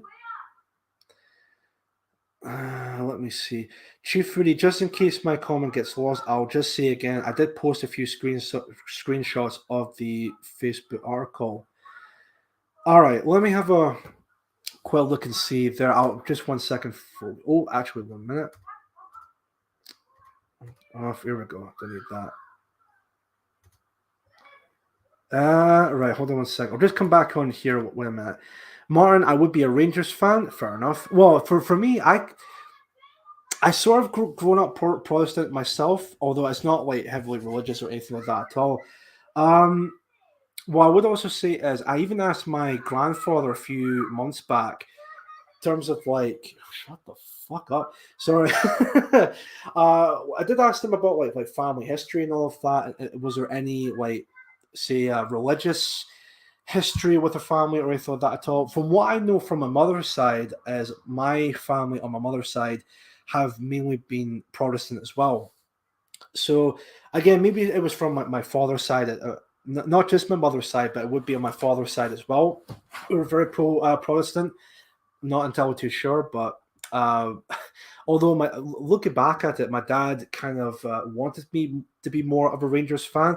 As a matter of fact, I did say to him like a few years back, I said to him, "Oh, Dad, I'm thinking about being a Celtic fan," and he was like, "I'll be damned, you be a fucking Celtic fan." so yeah, maybe I would have grown up more and more Protestant or more like a Rangers fan myself. But anyway, let me see. What was it going? Oh yeah, 1 second. Bear with me just now, folks. I'm just having a look at something real quick. If I don't see them here, maybe I'll have a look at that further. But DJ, if you're still watching the stream, thank you very much for sharing those screenshots. I'll see if I can find them real quick. If not, I'll see if I can maybe post them maybe later on and then see from there. But anyway, we'll see with that. All right.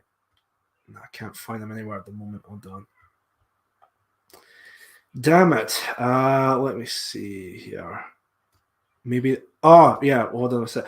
Oh, right. Okay. Fair enough. Let me see if they're like big enough. Yeah. That's fine then. Okay. Right. 1 sec. What I'll do is I'll just quickly showcase the comments that were posted on Facebook. and then we'll move on to the Guardian's article, because again, it won't take long when it comes to the posts or the comments on Facebook about the Daily Record article, or again the National or the Glasgow Live articles. Real quick, let me see here if we can get this up here. Share that, and let's have a look at this. Again, this was shared to me by DJ or Resisting the Lies. Thank you very much again. So here's some of the comments, again, the reactions from these articles about the White Lives Matter placards. So I'll just read out what was said, and then we'll see from there. So every life matters. Let's be real about this. I mean, it's a bit of a cope, but all right, fair enough. How is this racist? So we brandish all over the place that Black Lives Matter, which indeed they do, as do all lives, regardless to creed or color. So you can only voice that your life matters if you are Black. How is that right? We all matter. Only one race, and that's the human race. We're all brothers and sisters. Oh, that's just cringy and gay. Why are these racists no more racist than?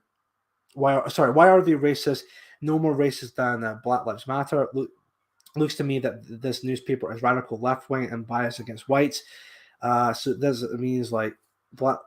So that means Black Lives Matter. I mean, sure, it might come off as like kind of civ natty type of idea, but but at least there is a bit of an idea that going about. Well, yeah, like what's wrong of saying White Lives Matter? I mean, surely white lives do matter, right? Now, I won't read out all the comments. I think you kind of get an idea from that the majority of them do come off as very, as I said, very CIFNAT type of perspective, but at least there's the idea that remains of, well, yeah, like what's wrong of saying, White Lives Matter? But anyway, we're really getting track on time. Let me just see if I can get this article right here. So this is from the article. I've already read out the headline. Let's have a look at this together, because this one was quite interesting. Again, how the mainstream press and how all of these lefty organizations claim that the far right are preying on the youth or our precious children. Which again, these fucking groups, they don't care about our children. They don't give a fuck. I mean, I've talked about this on the show before that our education system is absolutely just in a mess, where even Joe Marsh talked about this on my show before, where white children are being told that they should be ashamed of who they are, be ashamed of themselves, be ashamed of their culture and history, ashamed of their race and all of that. Whereas if it was the opposite, if it was like Black children, then or Black students, I should say, then they would be praised. Oh, you should be proud of who you are, be proud of your heritage, and so on and so forth. So, as if like any of these groups actually do care about our own children. They don't give a fuck. They're just trying to. They're the ones who are actually grooming our children to become machines within the or cogs within the leftist Marxist, pro-Israel type of machine type of idea. But anyway, let's have a look at this together.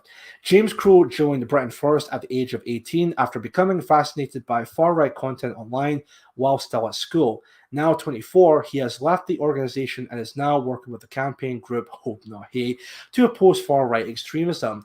This is his story as told to Sally Whale. I think it's pronounced a bit anyway. This is from what he said.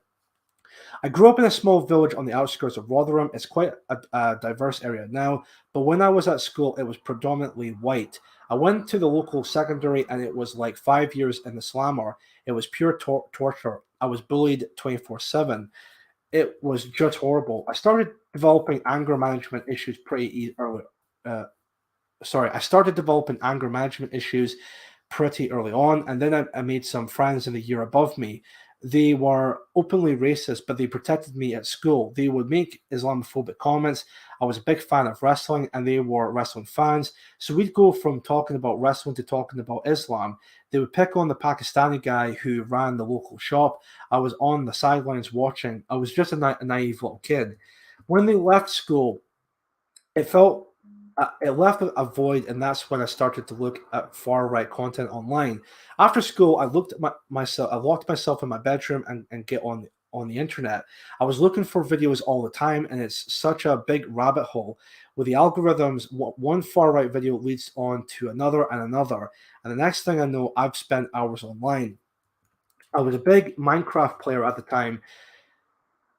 Minecraft, really? All right, fair enough. It was my last year at school, and there was a really big bullying incident one day, and I thought, right, I'm going to make these bullies pay for it. I made the decision that I was going to try to attack and kill some of the bullies. Well, I wouldn't go there, but okay. So I built a replica of my school, and oh god, no, of my school in Minecraft, and I practiced going around to the classes where I knew some of the bullies. Bullies were that I wanted to hurt. On the day I decided to do it, I took a knife out of the bread basket at home. I put it in my bag and I thought, sometime in Mavs, I'm going to launch my attack. Jesus Christ. I remember my heart was pounding. I was starting to sweat. That day, one of the bullies was giving me a really hard time, but I remember looking at my bag and thinking, don't do it. It's not worth it. And luckily for everyone involved, I chose not to. I put the knife back where it belonged and just carried on. That's fucked. Obviously, I can understand that. Obviously, he was going through a really hard time, but it's a good thing he never actually went the full length of actually committing the act. Because it was not that's not the way to go about it. I understand that he was going through a really tough time, but it would be a lot more beneficial for him to maybe talk to someone, because there would be someone who actually will give a damn and actually will try and help him out. So it is a shame that he went through all of that at that time, but yeah, it's a good thing he never went to that extra mile of actually killing someone, because that's not the way to go about it. So, where was I with that? I remember. Oh, yeah, I read that one already. It was all around the same time. The time the J report into child sexual exploitation in Rotherham came out, and Britain First did a demo in Rotherham. I became fascinated by it. The online stuff was in its infancy then. The far right were looking at this new tool and seeing how they could use it. I'd been seeing far-right videos online for years. I turned 18 and I felt like it was time to join up. Then in January of 2016, I joined Britain First. I think I was missing friendship. I felt lost. I felt like I needed to go there to get some protection from the bullies. I didn't realize it at the time, but I was struggling with depression. I started going to demonstrations. My first was in Dewsbury. We got flags and banners, and we were walking in a big formation into town, and it just felt so powerful. It felt like we were unstoppable. The speeches were pure Islamophobia. At first I was nervous, but then it always felt like the layer of protection was there because they have their own security guys. We go into a town or city with a large Muslim population. Dewsbury, Leicester, I can't say this word. Leicester, London. It's in London, so there you go. And we'd have, oh no, maybe it's not in London. Sorry, my bad. I must have misread that. Anyway, these areas, I should say, and we'd have no idea what the plan was, and we pretty much always got a hostile reaction. I got addicted to that adrenaline rush. I'd always get psyched up. You'd be in the car or on the train, and you'd feel butterflies in your stomach. Sorry, excuse me, and you couldn't wait for it. And then we went to the big demonstration in Birmingham. I think it was one of the highest turnouts at a Britain First rally. Everybody got drunk in the morning. Oh God, that's a bad sign. It was absolute chaos. People were fighting with the police, trying to get through to an anti-fascist counter demonstration across the road. I was controlling the Facebook camera feed, and I said in the commentary, the police are attacking us, and that wasn't true. I remember thinking afterwards, that's wrong. What I did was pure propaganda. It was nowhere near the truth. It didn't really feel the same after that. I quit, and it felt like I'd lost a family member. I went back online and started looking for another group to join. I attended a few meetings for Britain and Generation Identity. Generation Identity, fair enough. I can maybe see that at the time, but for Britain, come on, mate. Come on. But I eventually said no thanks. Since then, I struggled a lot during lockdown. I was working from home and I had a really bad episode where I was self-harming. I mean, Jesus. I was working in a call center, and if customers gave me abuse, I'd be openly crying on the phone. And then my parents got me counseling. So I started talking openly about being bullied in school and being in the far right, and that's when the penny dropped. I've been misled. Since then, I've had my whole outlook. See, I don't really buy this idea of being misled, because look, I think it does take us. I mean, look, my heart goes. Obviously, I feel bad for the guy because he went through a lot of really bad shit at the time. Which, I mean, look, I'm just going to say this on record. Like, I've been through a lot of bad stuff in my life, depression and whatnot. I'm sure many people in the chat have went through similar situations as well. You've been depressed or like going through a really bad time, with family members or friends or anything like that at all. It's just part of life. I mean, and what's important is that it does take a person to continue on with your life after that, just to keep on like moving forward and actually taking in the pain and going on with your strives. So, I mean, look, I understand that this perspective here, that this guy's went through a lot. I just don't buy this whole idea of I was misled. I think if you were misled, I do strongly believe that you were never like part of that ideology to begin with. I think it was more out of a case of curiosity. You saw there was an incident that wasn't good at one of these demonstrations. You didn't like that, so you thought you would try and join up to another group, but you just said no thanks because you think it would all be exactly the same when it really wouldn't be. So he could make this point about how he was misled, but at the end of the day, I think it was more of a case of he didn't really believe this ideology. It was more out of like curiosity. But again, that's just my take on that. Some people might agree, some people might disagree. I don't know, but again, my opinion is there with that. Continuing from there, since then I've had my whole outlook on life turned. I'm a socialist now. I went from screaming at Jeremy Corbyn and Diane Abbott to being their supporters. I've got a proper, secure job, and I'm just about to move into a new place. I'm hoping eventually to become a Labour councillor. Oh, sweet Jesus, that's even worse. My parents were always Labour. It feels like an alternative life that I've lived, like I'm looking over into a parallel universe. I felt shame at first. I regret hurting the people I hurt, but I've got a new lease on life.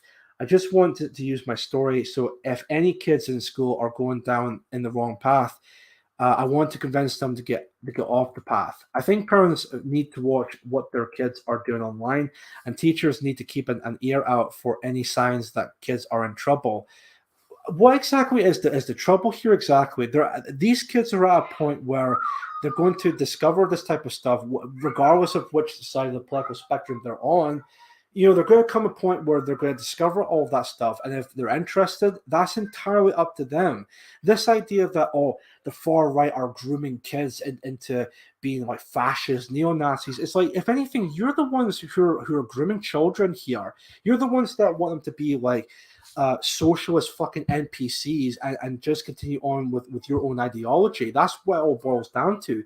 These people don't give a fuck about the kids. They never do give a damn about these kids. They just want to use these kids as like fucking propaganda pieces. That's really all what it boils down to. Let's have a look here. Any actual nationalists instantly detects the BS? Yeah, I mean, especially from what this person is saying, like, oh, he's now a socialist.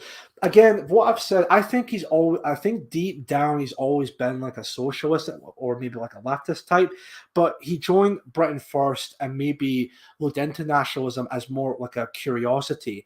And like I said, he didn't like what happened at one of the events, which again is only just like one event that I'm sure that happened during that time, compared to all the possible other events he took part of. But because of this one event that happened, he's like, no, I can't. This is too dangerous. This is not what I thought it would be. It's just completely disingenuous. But anyway, where was I with this article? Hold on a sec. At school, they need to be looking out for those early warning signs that something's wrong. Looking back on it, I think it would have been fairly obvious that I was that I was in a dark place. They need to be looking out for pupils who are becoming reclusive, not talking to anyone. Right. So basically, if a pupil is more like an introvert or doesn't like talk to anybody, that must mean that they're becoming like a fascist or far right. That is the most fucking ridiculous statement I've ever read in my fucking life. Because that could mean anything. Look, again, from my experience with high school and all of that, you know, when I was like a teenager, grew from like S1 to S6, I was more of this was when I was starting to get into politics around about say like third or fourth year. I'm not entirely too sure, but I was more like a liberal back then. But even then, even saying that, I was more of an inclusive type of person. I wasn't exactly outgoing or talk to anyone. Very shy and all of that. So again, wait. Oh, but because of that, does that mean that I was looking into like all any like nationalist stuff or anything like that? No. Funnily enough, I didn't get into like the nationalist stuff up until like again about say like 2014, 2015. But again, when I talked about this before, but I was more like a civic nationalist at that point. I didn't become like a proper nationalist until about say August of actually almost 2 years from now. I would definitely say 2 years, almost 2 years ago, regarding to that. So because I remember the whole back in 2020 with the whole BLM stuff and the riots that were happening. That was one of the moments that made me become like a proper nationalist during that time. So I have been threatened after leaving the far right. I mean, I don't think you were threatened because look, again, when it comes to like say like Patriarchal Alternative or any other nationalist group, from what I've seen, sure, people join up. Some people decide to leave because something came up or anything like that at all. We would never threaten them. We were never threatened to go to their houses or anything like that at all. It's like, look, if they want to leave because they don't agree with what's going on, or maybe because something came up with that, that's completely fine. If they want to leave, they can do it out of their own. They can go on their merry. They can leave the group and go on their merry way. That's it. And we wish them the best of luck. We would never threaten them or anything like that at all. Again, this is just complete fucking horse shit. Oh, he's been threatened. I mean, I want to see some evidence of that. Of like, has he received like text messages or emails or anything like that at all? I highly doubt this. I mean, unless there's like irrefutable, concrete evidence that he's been threatened by some people within the far right. Well, I mean, he was from Bretton Forest or anything like that. I mean, I don't know if you want to consider that far right, but again, any evidence to maybe back that up, then I mean, I don't know if that would be true necessarily, but at the end of the day, somebody needs to come out and say these things. If I didn't see anything, I could see the far right flourishing and going from strength to strength. I wouldn't be able to forgive myself. We need to stand up to these people. Fuck off. And that's the end of the article right there. Well, there you go. So that's another bunch of bullshit from The Guardian. Again, from Roy Herbert, a proper nationalist. Good phrase, Chief Moody. Yeah, thank you. I think I might have said that before, but yeah, there we go. Yeah, I definitely see when you see a nationalist, definitely make a point about like you're a proper nationalist, like us type of nationalist. No, he hasn't. He is lying. If he actually even exists, I mean, I don't know if he does exist, but anyway, so. Sorry, just real quick. We're just coming towards the end of tonight's stream anyway, but let me have a look and see what's said in the comments again. The Guardian excels at two things: lying and hiring liars. Yeah, good point, James. Good point there. I could spin a similar story concerning my journey from the left. Fair enough, English Rose. Roy Herbert again. I'm still waiting for the from the Guardian to publish Barclay Walsh's story. Oh. Can't wait for that. That would be interesting. Dragon Energy, did he get a small hat? I mean, it wouldn't surprise me, to be fair.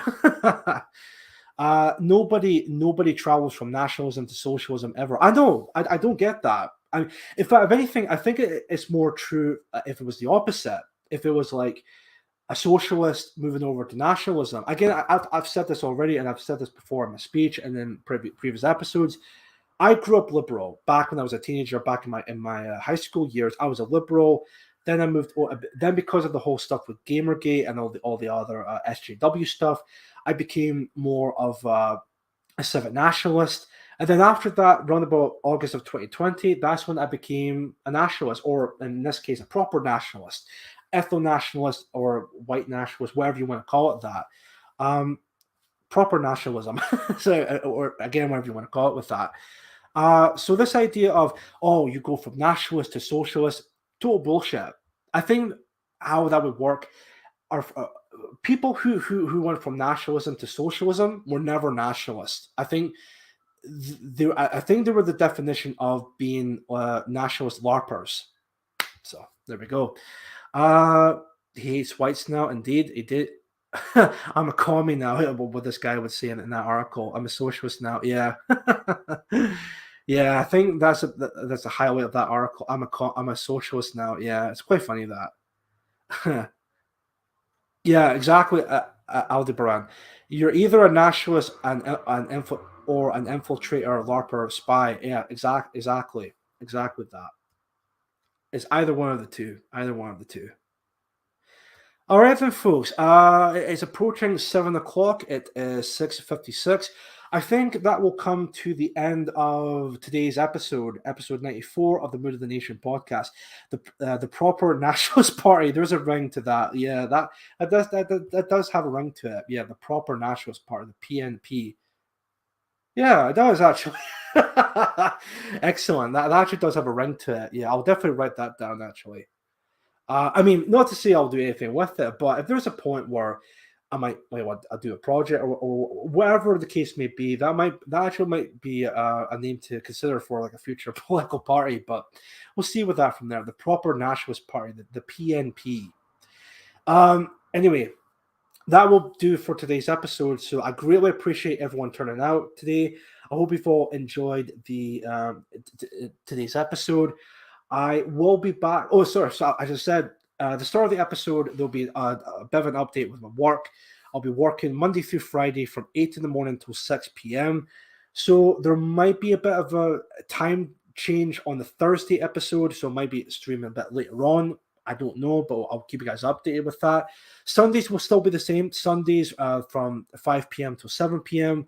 And then we'll definitely see with that for future episodes.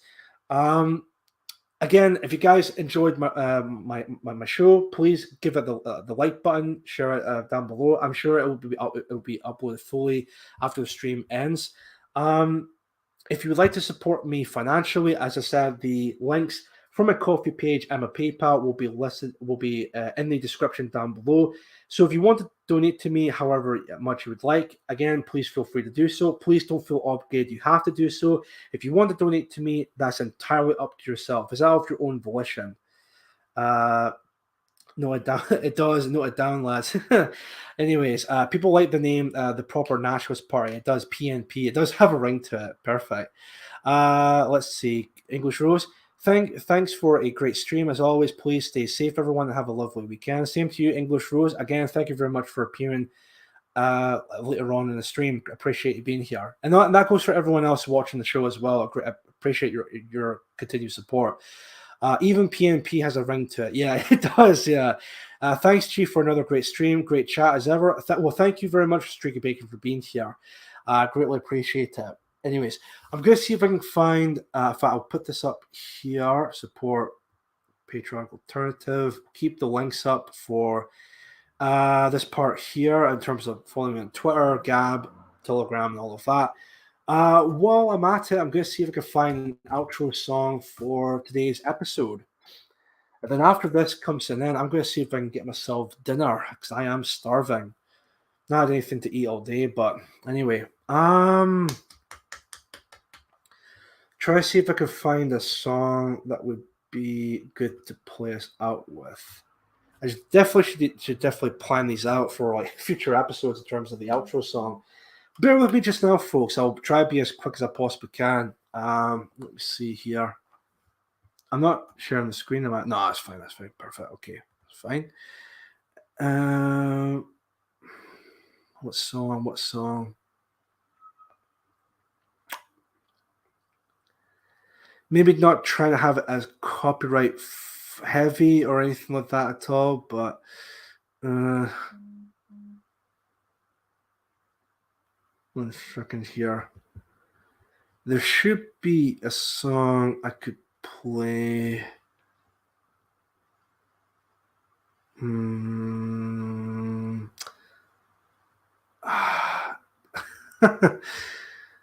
Right, wait a minute. I should have this up here. Maybe this might be a lot better. There's actually one I was thinking about just now. Oh, there it is. I'll play this. I played this song before, but I really like this song. It's quite a very chilled type of song. But anyway, I'll play this out for the outro. And like I said, I hope everyone enjoyed tonight's episode. I will be back on Sunday with episode 95. Can't believe we're almost 95 episodes already. It's quite crazy to think. Anyway, thanks, Chief. Bye, chat. Thanks. No worries. Thank you very much for being here. And I ordered a burger over a delivery. Utterly decadent. I know. Fair enough. And that's really going to be it. So, yeah, I hope everyone enjoyed it. So, again, thank you all very much for watching. This is Chief Moody signing out. You have been watching the Mood of the Nation podcast, and I will see you all in the next episode. Take care, stay safe, and enjoy your weekend. Thank you, and good night. Take care.